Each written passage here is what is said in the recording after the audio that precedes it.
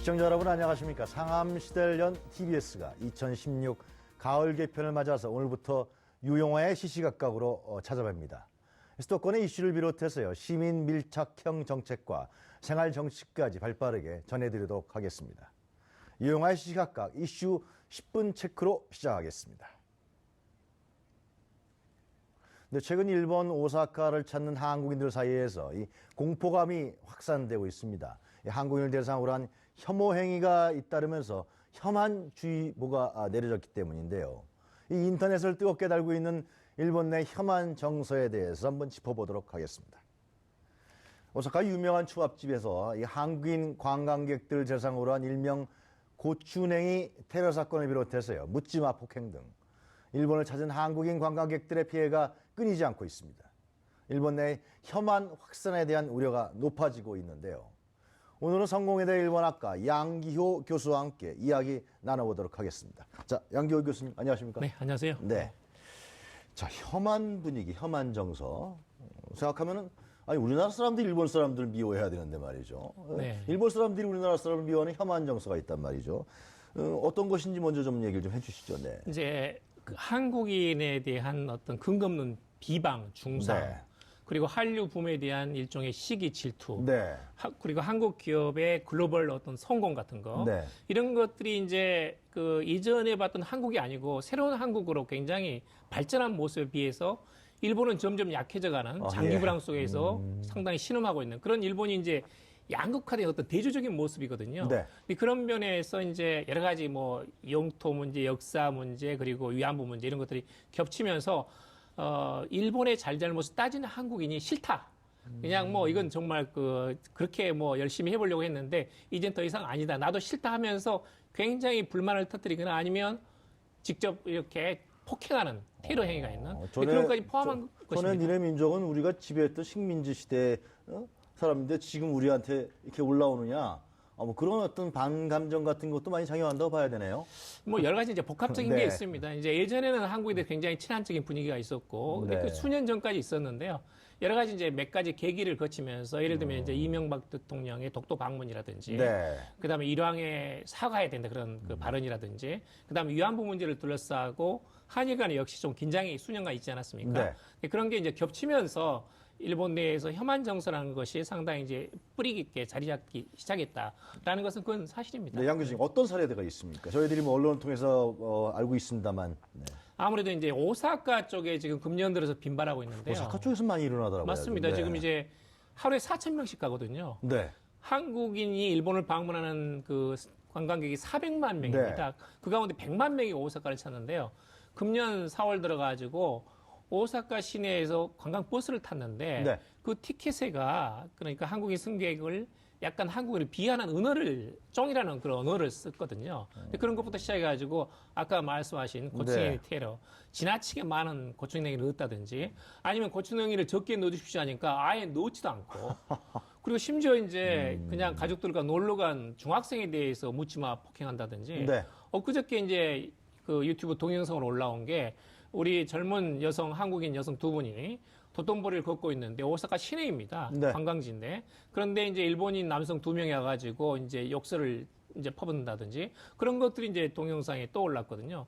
그런 것들이 최근 뭐 봄부터 요즘 10월까지 굉장히 좀 집중돼 있습니다. 아무래도 많이 가니까 그리고 자주 이제 접하는 기회가 많아지니까 오사카 시내에서 그런 게 좀 빈발하고 있지 않나. 우리나라 그런 관광객들이 생각이 듭니다. 가면은 자기네들 돈벌이도 되는 거 아니에요. 그리고 우리가 돈 쓰는 건데 왜 그렇게 그런 혐한 감정이 일어나는 그 정서를 어떻게 우리가 이해해야 됩니까? 이제 이렇습니다. 이제 네. 아까도 이제 말씀드렸지만 일본 내에서 여러 가지 이제 혐한 정서라는 것이 2005년부터 있었는데 그래요? 상당히 2005년이라는 것은 일본이 네. 이제 약간 그런 국력이 약간 상대적으로 저하되는 그런 시기거든요. 네. 근데 그러면서 만화 혈압론이 나와가지고 그게 한 100만 부 팔렸습니다. 100만 부나. 그래요? 예. 그리고 이제 그 이후로는 혐한 수역들이 굉장히 많이 늘어났고 그리고 혐한이 강해지다 보니까 그동안 한류 붐이 있었는데 지금은 지상파에서 거의 대부분의 한류 드라마가 전부 다 지금 중단되는 그런 그렇습니까? 상태입니다. 예. 그러다 보니까 한국인 관광객도 많이 줄어들었고 네. 한국을 방문하는 일본인 관광객이 그리고 나서 이제 올해 일본에서 여러 가지 국회에서 혐한시 규지법을 통과시켰습니다. 금년 5월 달에. 네. 그리고 오사카시 의회에서도 7월 달에 조례로 통과를 시켰거든요. 근데 그러다 보니까 공식적으로는 혐한 시하기가 지금 쉽지 않습니다. 그러다 보니까 약간 변종식으로 네. 예를 들면 묻지마 폭행이라든지 아니면 이제 초밥 테러. 네. 사실은 이건 어처구니 없는 게 이 초밥이라는 걸 일본 음식의 대표적인 그런 그렇죠. 것이고 네. 이게 일본 장인 정신의 극치거든요. 네. 이걸 가지고 장난친다는 것은 그건 말이 안 되는 거죠.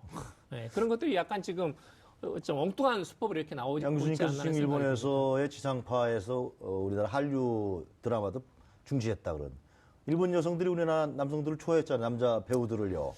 지금도 이제 예를 들면 뭐 이렇게 그 큰 스타디움에서 네. 한류 이렇게 팬클럽 콘서트를 하는 것은 아직도 수만 명 정도는 모입니다. 네. 그런데 문제는 뭐냐면 일본 사회에서 혐한 분위기가 있다 보니까 예전에는 그야말로 배용준 글쎄 말이에요. 씨가 하면 네. 뭐 5천 명이 공항에서 이렇게 대기하고 예. 있었거든요. 톰 크루즈보다 더 높은 네. 인기를 누렸습니다. 그런데 지금은 뭐냐면 한국에 관광 가가지고 좋은 물건 샀다 또는 맛있는 거 김치 먹었다 이걸 네. 주위 사람한테 이야기할 수가 없습니다. 말하자면 이게 왕따 당하는 분위기거든요. 네. 근데 그런 것들이 이제 혐한 정서를 그대로 이제 반영하고 있다. 이렇게 좀 말씀을 드릴 수가 있습니다. 그렇다면 이제 공식적으로 한국 정부와 일본 정부가 어떻게 이 문제를 대처하느냐 이것이 굉장히 중요한 부분 아니겠습니까? 근데 문제는 이제 일본 네. 내에서 혐한 시 규제법은 통과가 됐는데 네. 이게 처벌 조항이 없습니다. 아, 처벌 조항이 없어요? 없습니다. 그러니까 일본에서는 이제 평화법 그럼 상징적으로만 21조에서 그냥 통과시킨 거예요?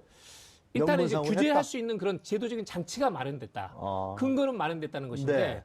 문제는 이제 일본의 전전의 군부가 네. 이게 그 언론을 통제를 해가지고 전쟁에 일본인들이 몰려들어가지고 온포까지 피해를 입었다.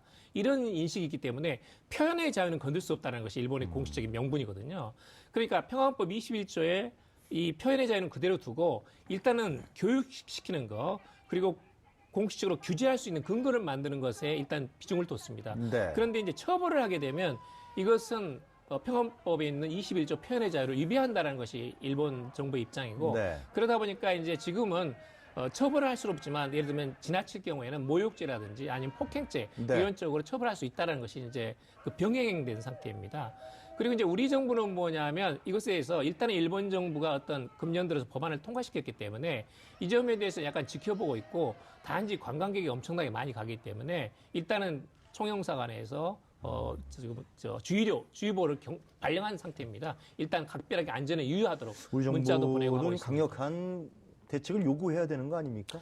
일단은 지금 이제 앞으로 어느 정도 네. 수위로 이렇게 빈발하고 또는 네. 더 정도가 커지느냐는 것을 좀 봐야겠죠. 그래요. 근데 일본 내에서도 일단은 자성의 목소리가 있고 그리고 이게 2020년 도쿄올림픽 있지 않습니까? 네. 이래가지고 어떻게 수많은 관광객을 유치하고 일본이 글로벌 국가인데 네. 이게 말이 되느냐 해가지고 일본 내에서 자성의 목소리가 일어나고 있고 또 매스컴에서 이거 빈발하게 다루고 있습니다. 네. 실제로 실험도 해보고 있고 그런 면에서 약간 좀 지켜보자라는 것이 이제 한국 정부 입장이 아닌가 하는 근데 생각이 양 교수님 듭니다. 왜 오사카에서 그렇게 우리 혐한 감정이 많이 일어나는 거예요? 사실은 이제 오사카 사람들이 약간 조금 그 표현이 직접적입니다. 그래요? 근데 우리로 한다면 약간 그 경상도 부지기에 가까워요. 아, 그래요? 하고 싶은 말 다 하고 교통신호도 잘 지키지 않고 이건 뭐 그냥 지나치고 하는 경우도 있습니다. 다른 사람에 대한 배려가 좀 없군요.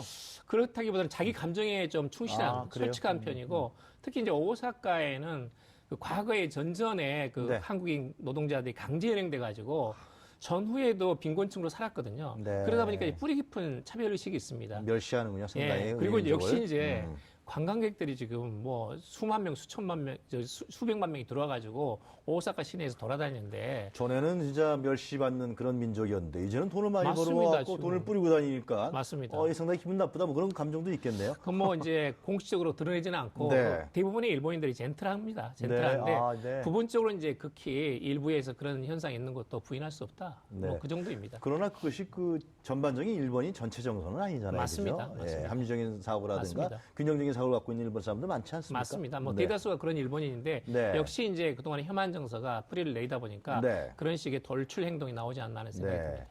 자, 하여튼 이 종종 언론을 통해서요, 이 혐한 시의 심각성을 우리가 확인하는데요. 근데 태극기를 손상시킨다든지, 맞습니다. 또 한국을 향해서 공격적인 행동, 또 시위, 거짓 선동 이런 부분을 볼 때마다도 이것은 일본의 어떤 극우 세력이라고 봐야 됩니까? 좀 사상적인 어떤 편향성이 있는 사람들이라고 봐야 되나요? 어떻게 봐야 됩니까? 뭐 이제 구구 세력을 봐야겠죠. 예를 들면 네. 제트케 같은 경우가 있는데 일본에 있는 제1교포대 특권을 없애는 모임인데 네. 제일교포들 차별받고 피해받지 특권 없습니다. 근데 그런 것들을 완전히 왜곡해가지고 네. 내보내자는 식이거든요. 네. 그리고 이제 제일교포들 지방참정권 문제도 극력 반대하고 있습니다. 그런데 지금 제특회 인터넷 카페 회원은 지금 16,000명 정도거든요. 네. 그러니까 이건 일단은 소수파이다. 아. 그렇지만 일본 내에서 돌출적으로 하다 보니까 혐한 시위를 자꾸 벌리다 보니까 그런 것들이 이제 자주 눈에 띄고 또 일본 방송도 그걸 자꾸 보도를 하고 네. 그게 즉시 또 한국에서 다시 보도가 되면서 반일 감정도 약간 또 자극하는 측면이 있고 근데 그런 것들이 좋지 않은 어떤 그 부정적인 측면에서 좀 시너지 효과, 네. 상승 효과를 내고 있는 것도 또 사실입니다. 네. 일본 정부가 아무래도 지금 아베 정권이 보수적인 정권이잖아요, 그죠? 맞습니다. 그런 부분하고 또 연관성도 없지 않아 있겠네요. 사실은 말씀대로 이제 네. 제특회가 이렇게 활동이 네. 활발해진 거, 혐한 정서가 높아진 것은 아베 정권의 출범하고 거의 시기가 이제 일치합니다. 그렇습니까? 그런 점에서는 아베 정권도 이 책임에서 완전히 자유로울 수는 없다라는 것을 좀 말씀드리고 싶습니다. 그럼에도 불구하고 양 교수님 우리나라 관광객들이 일본을 찾는 그 수는 계속해서 늘어나고 있지 않습니까? 그렇습니다. 뭐 우리가 뭐 이건 뭐 400만 명이니까요. 적은 숫자가 아닙니다. 연간요? 네, 하루에 10,000명 이상씩 들어가는 겁니다. 굉장히 들어가네요. 그렇습니다. 중국인 관광객들이 우리나라에 찾는 그 가속하는 속도, 또 우리나라가 일본을 찾는 속도도 마찬가지로 봐야겠네요. 맞습니다. 지금은 이제 뭐 관광 빅뱅이기 때문에 네. 엄청난 속도로 관광객이 늘어나기 이건 십상입니다. 자, 그렇다면 우리나라 관광객들이 이제 일본에 들어갔는데, 특히 오사카 지역 같은 경우에 들어갔는데, 이 주의해야 될 것이고요. 여러 가지 또 우리나라 한국 정부가 거의 총영사관이 있다고 그랬잖아요. 어떤 대책을 강구해야 되는지 종합적으로 한번 정리 좀 해주시죠. 일단은 네. 뭐 관광 가신 거니까 네. 즐거운 기분으로 사실은 즐기는 것이 중요합니다. 그렇죠. 예. 많이 보고 느끼고 먹고 경험하고 하는 거. 네. 그게 가장 중요한 기본인데 이제 심야 시간 돌아다니는 거. 그다음에 너무 큰 목소리로 시내에서 이렇게 한국어로 떠들대는 거. 네. 이런 것들은 사실 이제 자제해야 됩니다. 사실은 우리도 이제 그런 측면이 없지 않아 있습니까? 그렇죠. 예. 외국인 노동자에 대한 차별의식 같은 것이 있고 네. 그런 것들은 이제 사람 사는 세상에서 분명히 네. 있거든요. 그런 것들은 역시 자숙해야 됩니다. 그리고 이제 이 안전사고라든지 여러 가지 사고가 났을 경우에는 문자로 반드시 이제 영사관에서 문자가 와 있기 때문에 네. 그 전화로 즉시 이제 신고를 하고 또 상담을 받아야 됩니다. 네, 그렇군요. 하여튼 우리나라 관광객 찾아가지만 여러 가지 주의할 점도 많다. 특히 총영사관에서도 많은 교육을 시키고요. 네네. 보호할 수 있는, 우리 국민들 보호할 수 있는 대책도 많이 강구됐으면 좋겠다. 그런 생각이 좀 드네요. 양 교수님 고맙습니다. 네, 감사합니다.